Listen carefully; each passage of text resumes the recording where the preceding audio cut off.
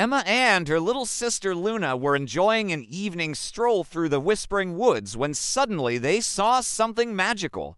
There in the twilight sky above the tall trees, they saw 5 glowing lanterns drifting slowly upwards like hot air balloons floating away into the night sky. The lanterns were red, orange, and yellow and looked like giant glowing embers. And they seemed to be coming from the direction of the old willow tree. "Wow, look at those," said Luna, her eyes wide with wonder. "Do you think we should try to catch one?" Emma wasn't so sure. "I don't know, Luna. They look so beautiful just floating there. Maybe we should just leave them alone." But Luna was already off and running, chasing after the mysterious lanterns. And Emma, not wanting her little sister to get into trouble, had to run after her. They chased the glowing lights deeper and deeper into the woods until they came to a clearing. And what they saw there took their breath away. Hundreds of fireflies were gathered in the center of the clearing, their tiny lights twinkling like stars fallen to earth. In the middle of the clearing was a large oak tree, its branches heavy with glowing lanterns that looked like giant fireflies.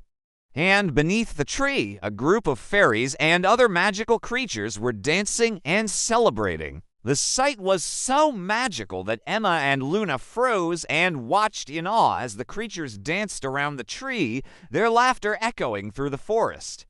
One particularly brave firefly landed on Luna's outstretched finger, and she giggled as it tickled her.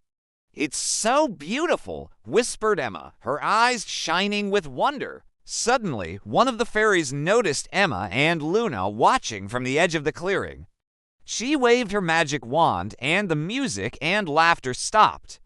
All eyes turned to the 2 humans who had stumbled upon their secret gathering. Emma and Luna froze, terrified they had ruined the party.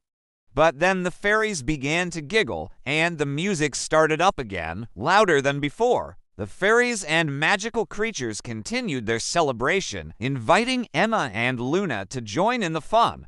And so the sisters spent the rest of the night dancing and singing with the fireflies, the pixies, and other magical creatures of the forest. They learned that the fireflies had been having their annual Firefly Festival for hundreds of years, and they were celebrating the summer solstice, the longest day of the year. The fireflies used the giant lanterns to send messages to each other and to guide lost travelers through the forest. And the magical creatures used the light of the lanterns to dance and play until the sun came up. As the night wore on, Emma and Luna made many new friends. They met a wise old owl named Athena, who told them stories about the forest and its inhabitants.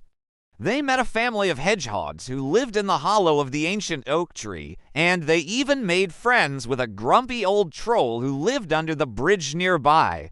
As the first rays of sunlight began to peek through the trees, the fireflies began to fade away, their tiny lights disappearing into the darkness. The fairies and other magical creatures waved goodbye to Emma and Luna, thanking them for joining their festival. And as Emma and Luna made their way home through the forest, they knew they would never forget their magical night with the fireflies. Back in their own world, surrounded by the familiar sights and sounds of their everyday lives, Emma and Luna couldn't help but feel a sense of wonder and magic.